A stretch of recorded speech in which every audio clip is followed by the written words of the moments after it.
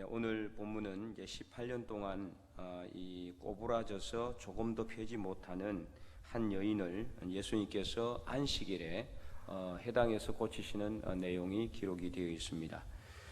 그래서 이 1절을 보면은요, 그런데 이 날이 어떤 날이느냐, 이제 안식일이었다는 거죠. 그것도 해당이에요. 안식일에 해당해서 뭔가 하는 거, 이거는 절대로 있을 수 없는 일이어서 당시에 이 해당은 상당히 이제 성스러운 것으로 그렇게 여겨졌고, 특별히 안식일에는 어떤 일도 해서는 안 됩니다. 그런데 예수님께서 이제 병을 고쳤잖아요. 병 고친 것 자체가 어쨌든 유대인들이 봤을 때는 일을 한 겁니다. 사람을 고치고 살리고 그걸 떠나가지고 그들의 관심은 율법에 있었어요.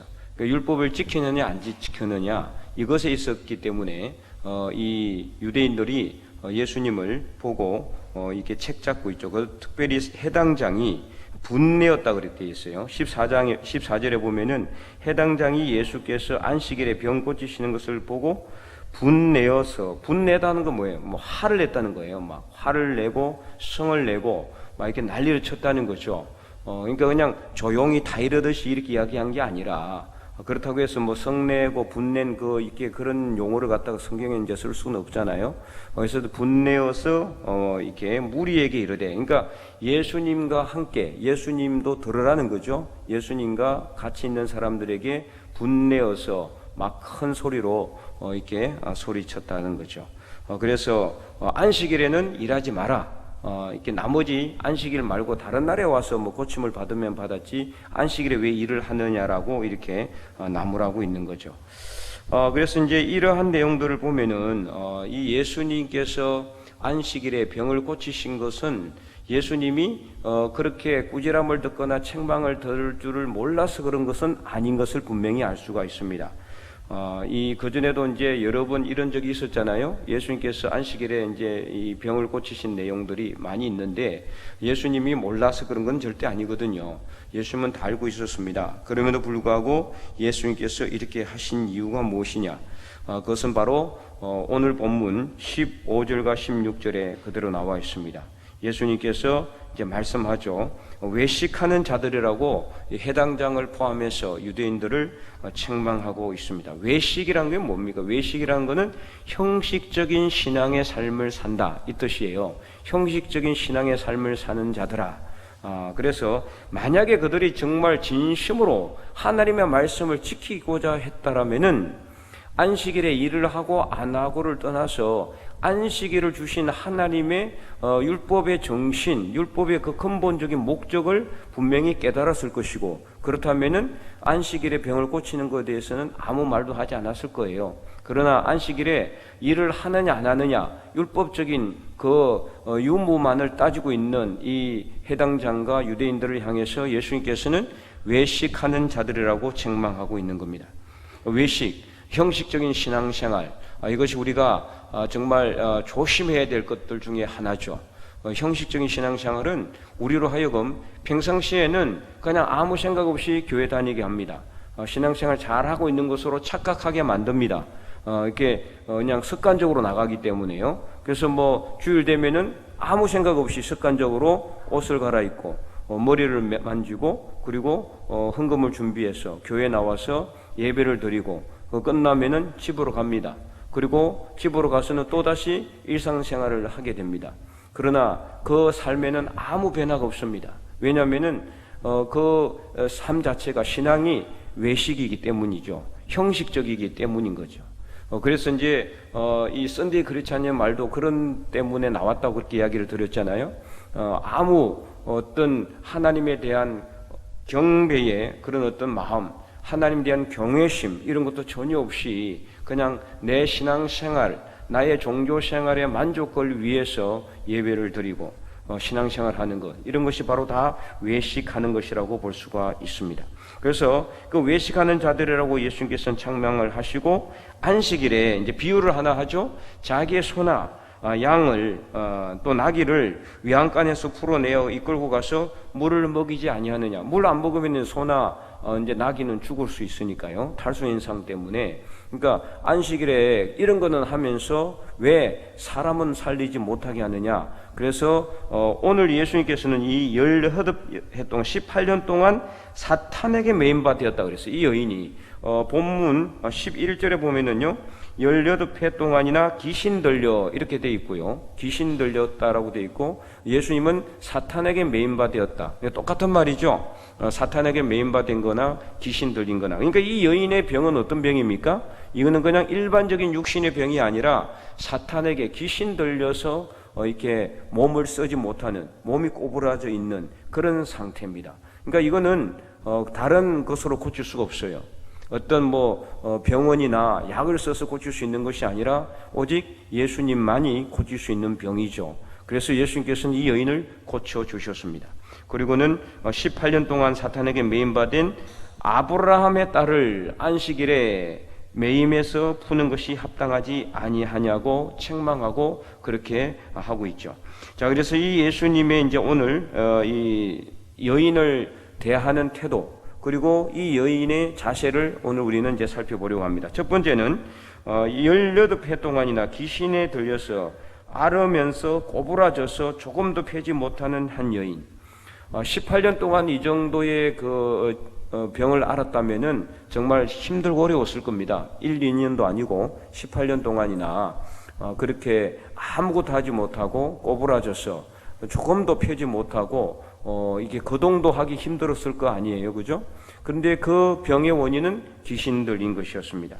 그렇다면은 당시에 이러한 이제 외양적으로 불치병처럼 보이는 그런 병들은요, 다 하나님의 저주를 받아서 생긴 병으로 다 대부분 다 인식을 했던 그런 시기예요. 그런 문화적인 배경이 있습니다. 그러니까 어디 나올 수가 없는 거예요. 나오면은 손가락질 받거나 아니면은 소외당합니다. 그리고 해당에 왔다는 것 자체가 이거는 엄청난 여인의 믿음이 있었다라는 거죠. 오늘 본문에는 이 여인이 믿음이 있었는지 없었는지에 대해서는 전혀 기록이 되어 있지는 않지만 해당이라는 것 자체가 하나님의 말씀을 듣는 곳이고 안식일에 하나님께 예배를 드리는 곳입니다. 그렇기 때문에 이곳은 신성시 여기는 곳이에요. 그래서 실제로 당시 유대인들의 그 구약 시대에 보면은 유대인들의 그 공회에 들어오시는 사람들 중에는요, 이렇게 이 몸에 문제가 있는 사람들, 이런 사람들은 못 들어오게 했어요. 당시에 이제 그런 문화적 배경이 있었다는 거죠. 지금은 완전히 다른 거죠. 지금은 다르지만 그러다 보니까 이 여인은 이 해당에 올 수 있는 그 자체가 이 여인에게는 어떻게 되느냐? 실제로는 목숨을 건 일이에요. 돌에 맞아 죽을 수도 있어요. 왜냐하면은 귀신 들렸죠. 그리고 몸이 이제 고부라져서 18년 동안 아무것도 하지 못했죠. 그렇기 때문에 이 안식일에 해당에 나올 수가 없는 그런 상태였어요. 그런데도 불구하고 이 여인은 나왔다라는 겁니다. 이 문맥의 전후 사정에 보면은 나와 있지는 않기 때문에 정확하게 우리가 알 수는 없고요. 그러나 어쨌든 예수님은 이 여인을 보시고 불러 이르시되 여자여 내가 내 병에서 놓였다 하시니 여인의 안수하니 여자가 곧 펴고 어떻게 했다고 되어 있습니까? 하나님께 영광을 돌렸다. 그러니까 이 여인에게는 기본적인 믿음이 있었다라는 거죠. 기본적인 믿음. 그리고 안식일에 해당해 나가면은 고침을 받을 것이라는 믿음이 있었지 않았을까, 그렇게 생각되어집니다. 어쨌든 간에 이 여인은 대단한 겁니다.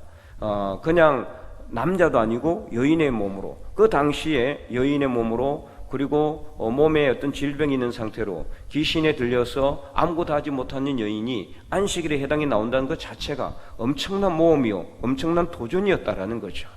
그래서 이 여인은 고침을 받았습니다. 이것을 통해서 우리는 무엇을 할 수 있습니까? 우리가 고침을 받기 위해서는 하나님 앞에 나와야 된다는 것을 오늘 본문은 우리에게 말씀하고 있어요. 하나님께 나올 때 고침을 받고 예수님 앞에 나올 때 우리는 치유함을 받고 회복될 수 있다는 겁니다. 다른 것이 아니라 하나님 앞에 나와야 됩니다. 물론 우리가 일반적인 질병은 우리가 병원이나 아니면 의술이나 약의 도움을 받을 수 있습니다. 물론 그런 것도 다 하나님께서 우리에게 주신 귀한 선물입니다. 그래서 선용할 필요는 있지만 그러나 근본적인 질병의 치유는 바로 하나님에게 있는 줄 믿으시기 바랍니다. 그래서 하나님께서 고치시고 하나님께서 치유하신다라는 소리예요. 이것을 여인이 믿었기 때문에 이 여인은 해당에 그리고 안식일에 나올 수 있었다라는 거죠. 이러한 믿음의 도전 정신, 이것이 정말 중요합니다. 이런 것이 없으면 우리가 어떻게 나음을 받을 수 있겠어요? 이런 것이 있기 때문에 이 여인은 나음을 받았는 것처럼 오늘 우리도 우리가 하나님 앞에 나오고자 하는, 하나님 앞에 서고자 하는 그런 간절한 믿음과 도전이 있어야 된다는 거예요. 그것을 통해서 우리는 나음을 받고 고침을 받고 회복할 수 있다는 것을 분명히 믿으시기 바랍니다. 두 번째는 뭐냐? 이 예수님의 태도입니다. 예수님의 반응, 이 여인에 대한 예수님의 반응. 18년 동안이나 귀신 들렸다라면은 귀신을 왜 들렸겠어요? 그냥 아무 생각 없이 귀신 들리는 건 아닙니다. 이 귀신 들렸다라는 것은 어쨌든 이 여인에게 뭔가 문제가 있었다라는 거예요. 뭔가 문제가 있지 않았으면은 귀신 들리기가 쉽지는 않았을 겁니다. 그런데 어쨌든 간에 그럼에도 불구하고 예수님은 18년 동안이나 귀신 들려가지고 아무것도 하지 못한 이 여인에게 책망하지 않았어요. 네가 왜 귀신 들렸느냐, 무슨 문제가 있느냐, 무슨 질병이, 무슨 죄가 있느냐라고 책망하지 않았습니다. 뭐라고 했습니까? 예수님께서는 18년 동안이나 사탄에게 매인받은 아브라함의 자손이라고 그랬어요. 아브라함의 자손, 아브라함의 딸. 당시 이제 아브라함은 유대인들에게 있어서는 가장 최고로 존경받는 사람 중에 한 사람이 바로 아브라함이에요. 아브라함과 모세, 다윗 같은 사람들이 이 유대인들에게는 가장 이제 존경받고 가장 이렇게 닮고 싶어하는 그런 사람 중에 하나죠. 그래서 이제 이 아브라함이라는 이름은 수많은 사람들이 사용을 했습니다. 우리가 잘 알고 있는 미국의 그 대통령 이름도 아브라함 링컨이었잖아요. 이 아브라함의 이름을 상당히 많이 쓰고 있죠. 이 아브라함은 그만큼 존경받는 사람이고, 그리고 유대인들에게 있어서는 감히 그들이 함부로 이름을 올리기도 힘든 그런 믿음의 사람이었어요. 위대한 사람이었어요. 이스라엘 백성들을 400년 동안 노예 생활하던 이스라엘 백성들을 애굽에서 탈출시켜서 광야로 40년 동안 이끌고 다녔던 그런 민족의 위대한 지도자, 그 아브라함을 이름을 이렇게 올린다는 것 자체가 상당한 영광이요 영예였는데, 이 여인을 갖다가 예수님은 아브라함의 딸이라고 했다는 거죠. 아브라함 딸. 그러니까 아브라함의 딸이라고 했다는 것은 이 여인이 귀신 들렸지만 하나님의 치유와 회복을 통해서 아브라함의 딸로 고침받을 수 있다, 변화될 수 있다는 그러한 것을 예수님께서는 말씀하고 있다는 겁니다. 그래서 오늘 우리도 마찬가지입니다. 우리가 세상 믿지 않는 사람들을 볼 때 그들이 귀신 들려서 또는 귀신 들리지 않는다 할지라도 이 세상에 어떤 욕심이나 가치관이나 그런 죄악된 삶을 따라가는 그런 삶을 사는 사람들 보면은 우리가 그들과 손잡고 싶지 않을 수도 있지만은, 그러나 그렇지 않다는 거죠. 그 누구든지 그 사람들로 다 아브라함의 아들과 딸이 될 수도 있다는 것을 우리는 분명히 알아야 됩니다. 그래서 우리는 그들을 통해서 우리가 하나님의 말씀을 전할 때 누구든지 예수님 앞에 나오면은, 하나님 앞에 나오면은 어떠한 귀신 들린 문제라 할지라도 다 고침받고 나음을 받아서 아브라함의 딸을, 아브라함의 아들로 인정되게 되는 그런 역사가 있게 된다는 것을 우리는 분명히 믿고 확신하시기 바랍니다.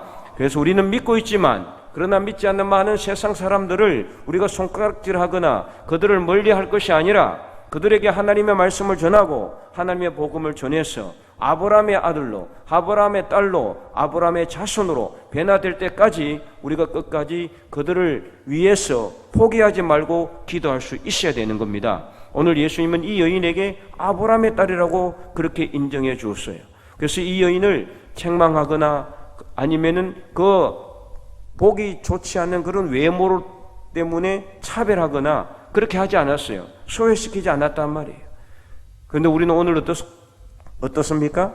너무나 많은 이 세상 사람들은 차별을 당하고 있고 또 차별을 하고 있고, 또 우리 믿는 사람들조차도 나도 모르게 차별하는 경우가 있어요.